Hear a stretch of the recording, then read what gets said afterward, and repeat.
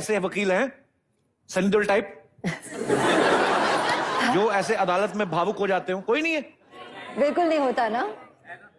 हैं? जी sir. Court का decorum maintain करना पड़ता है। हम भावुक बहुत भी हो जाए तो भी हम झगड़ा नहीं कर सकते या जोर से नहीं बोल सकते। We have to maintain the decorum of court. जज है, उनका रिस्पेक्ट लेना है, बाजू में दूसरे वकील साहब बैठे, उनका रिस्पेक्ट लेना है, पीछे क्लाइंट्स बैठे, उनका रिस्पेक्ट लेना है, कोई लेडी एडवोकेट्स बैठे, उनका रिस्पेक्ट लेना है। तो वही सब से हम हमारा आर्ग्यूमेंट करते हैं, मगर भावुक नहीं होते सर। तोड़ फोड़, ऐसा तोड़ना फोड़ना कभी नहीं होता है सर।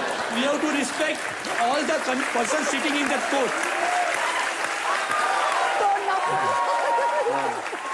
मतलब तोड़ना फोड़ना नहीं होता है? नहीं होता है सर। डेकोरम तो पार्लियामेंट में भी मेंटेन करना होता है। हाँ, पार्लियामेंट में होता है सर। रूल्स क्या बात है सर। आपका नाम मैं पूछना भूल गया। सर मेरा नाम है एडवोकेट अजय जायसवाल। अच्छा जायसवाल साहब, एक बात और आपसे पूछना चाहता हूं। जब कोर्ट में आपकी बहस होती है सामने वाले वकील से, बड़े दावे किए जाते हैं, सबूत पेश किए जाते हैं, ये सब कोर्ट में करना इजी होता है, या जब घर जाते हैं तो जो बीवी है उनके सामने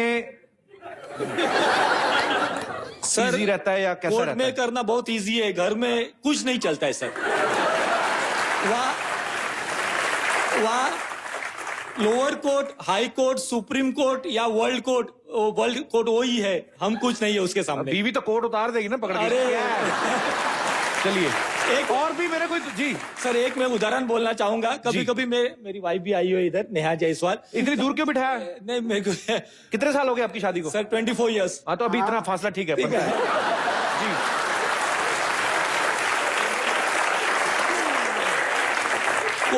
कोई टाइम पे कोर्ट का जो मैटर है वो मैं घर पे आके एक चांस बोलता हूँ कि मैं नहीं, आज मैं ये नहीं खाऊंगा, मैं ये नहीं।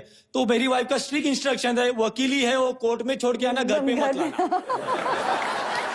वो घर में आने तो हस्बैंड के हिसाब से आना मत, नहीं तो आना भी मत। कहने का मतलब आप जितने मर्जी बड़े वकील हैं लेकिन आफ्टर ऑल पति हैं। पति सर। चलिए बहुत बहुत शुक्रिया आपने दुबड़े शेयर करने के लिए। Thank you sir. दूर इसीलिए बिठाया कि वो इतना बोल सके। पास बैठी होती तो नहीं होता। जी और मेरे कोई दोस्त हैं जो इस मुद्दे पे कुछ बात करना? जी मैडम। जैसे इन्होंने एक मेल एडवोकेट होते हुए बताया कि घर पर नहीं चलती, लेकिन लेडी एडवोकेट के लिए बेनिफिट है कि वो दोनों जगह पर उनकी चलेगी। वाह वाह, आपने तो दुनिया ही खत्म कर दी ना। एक तो वैसे ही पत्नी, ऊपर से वकील। तो पति आए साथ में? नहीं, आई एम अनमैरिड। अच्छा अनमैरिड है। चलिए यही वजह है।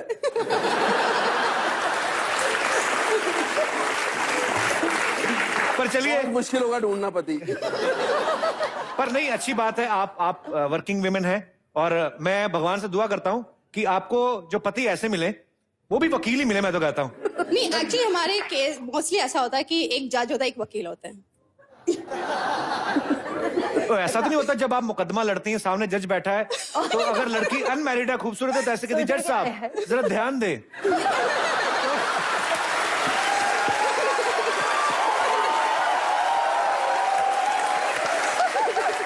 बाद में पता चला जज साहब ने इतना ध्यान दे दिया कि चलिए आपको बहुत ही जज पति मिले जो आपको जज ना करे और आपकी ही सुने।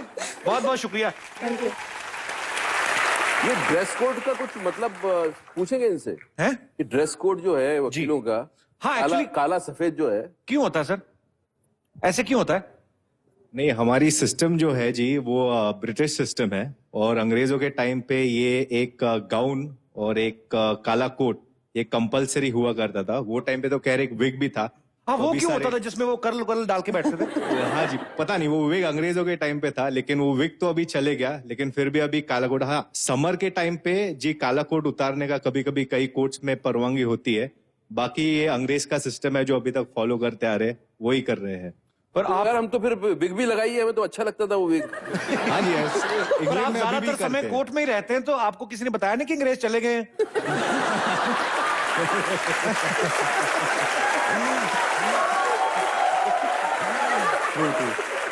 बहुत बहुत शुक्रिया आपका शो में आने के लिए। Thank you sir. ऐश्वर्या, आपको पता है जब अभिषेक यहाँ पे आए थे तो एक सज्जन ने उनसे बड़ा ही एक इंटरेस्टिंग सवाल पूछा था। मैं आपको दिखाना चाहता हूँ उन्होंने क्या पूछा था, जरा यहाँ पे प्ले करेंगे। मेरा सवाल अभिषेक सर से है। जी। आज इतने बड़ी स्टार हैं, इनकी लाइफ के मजे ठाट की, जब ये सुबह उठते हैं तो मिस वर्ल्ड इनके लिए पराठे बना के लाती है।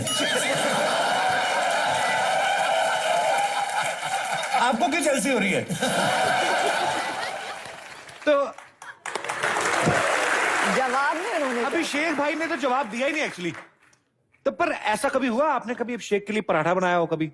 हाँ, मतलब सिर्फ अभिषेक के लिए नहीं, मेरी आराध्या भी है तो दोनों बच्चों के लिए।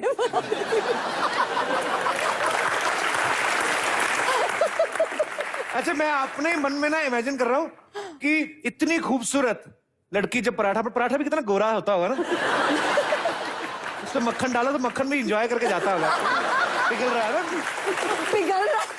मतलब गरम गरम पराठे पे व्हाइट मक्खन और मक्खन है ऐश्वर्या राय ने बनाया हमें, मजा आया था। वाह क्या बात है, मुझे कोई ऐसा पराठा बना के दे तो मैं लेमिनेशन करा लूं, खाऊंगी ना सच में। ऐश्वर्या एक बहुत बेहतरीन अदाकारा है, आप सब जानते हैं। जब ये मिस वर्ल्ड बनी उस समय miss photogenic, miss perfect, miss beautiful eyes, misunderstood, miss under, वो भी हुआ। नहीं पर उस समय आपको, समय बाद मिसफिट, ये सब बातें भी। नहीं पर उस समय आपको सारे ही जो खिताब है आपको दे दी गई। तो जो बाकी लड़कियां कंपटीशन में थी उनको सिर्फ दुआएं और आशीर्वाद ही मिला के सारा तो आप ही लपेट के ले गई। एक्चुअली हमें इतनी खुशी जब मिस वर्ल्ड हमारे देश की लड़की बनी तो यू नो एक, हालांकि हमें पता था हम आपके पास भी नहीं जाने देगा कोई। कॉम्प्लीमेंट भी देते ना तब लगता है कि कुछ ना कुछ अभी आप मजाक करने वाले। नहीं मैं जेन्युइनली, ट्विंकल रहती है ना इनकी आंखों में, like something is gonna come, कुछ ना कुछ अभी। नहीं मैं सीरियसली बोल रहा हूँ। मतलब जब मिस वर्ल्ड बनी हमें बहुत प्राउड हुआ, पर हमें ये भी दुख था कि हमें कोई जाने नहीं देगा पास में। तो आज इतने साल बाद आखिर हम मिल ही गए।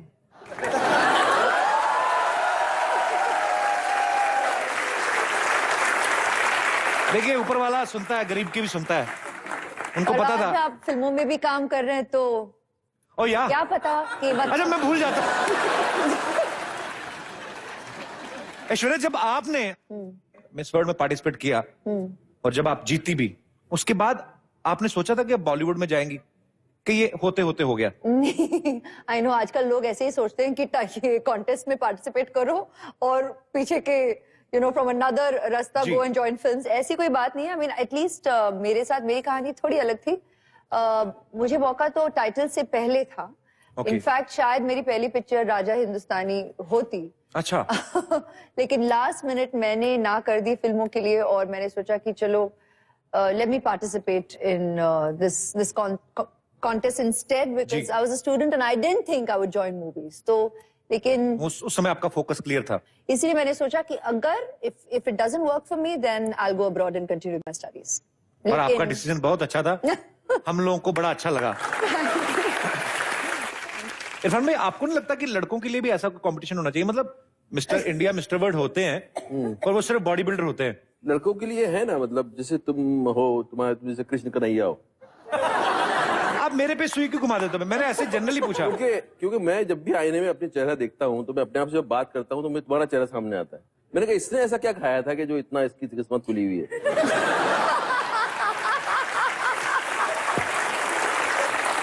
तो फिर ऐसा क्या हो गया कि तुम्हें ये पूछना पड़ रहा है कि किस किस को प्यार करूं? कभी हंसाओ, कभी रुलाओ, कभी सताओ, पर इट्स नेवर पकाओ। आ रहा है बिग बॉस नाउ। ये क्या लिखा आपने? देव बाबू क्या लिख के आए आप? अरे ये नहीं लिखूं तो लोग मुझे चुन्नी बाबू समझती है। पहचाना? नमस्ते जी। नमस्ते।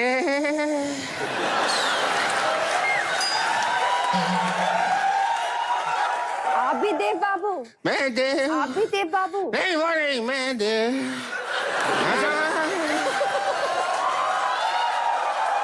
अगर ऐसा करने से कोई देव बाबू बनता है तो सेनोरिटा मैं भी तुम्हारा देव हूँ। क्या? मैं हूँ लुंगी से लुंगी टकराए फिर जो होएगा मैं दूं। देखो। अच्छा जी। आप पारो चाहते हैं? इश्क